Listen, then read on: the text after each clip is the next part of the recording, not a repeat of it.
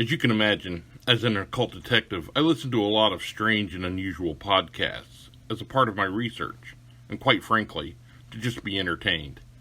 My favorite podcast of high strangeness is Vase. Peter Hine and Stephen Buckley have created something quite special, and I love it. I think you would too. Their second season begins soon.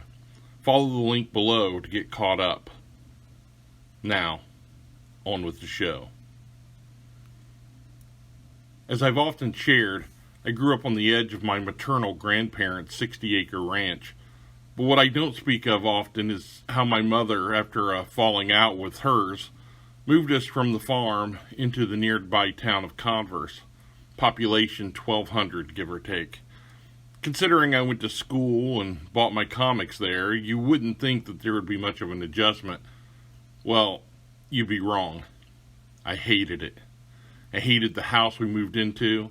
I hated being away from Turkey Creek and Little Pipe Creek Cemetery. Luckily, moving out was just 4 years away, but I adjusted over time. Still, I resented being taken away from the farm. I loved it in the country, but our new home did have a peculiar charm to it. It was, or is, haunted.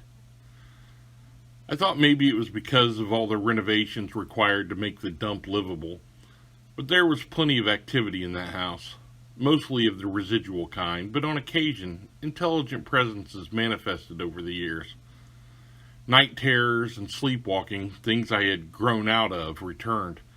There were phantom smells, footsteps, and knocks, and little secret rooms hidden in the walls, which I made use of. Of course, this was a time, these young teenage years, when I was experimenting more readily with magic, so I was attracting a certain amount of activity through these studies. I certainly felt something with sinister intent. Overactive imagination? Maybe. Later, when I discovered an old map of the town, prior to its name change to Converse, should I have been surprised to discover that our house was built on the site of a former church and cemetery? Our neighbor had a skeleton in their basement, dug up while doing some excavating, and when you looked out across our yards, you could see the roll of the lawn give up the telltale sign that graves had once littered the landscape. The intelligent hauntings have seemingly long since passed, though residual activity still occurs there on occasion. It seemed to be rekindled when my father was struggling with cancer from the hospital bed we'd set up in the living room. After he passed, things quieted down again, or so my mother says.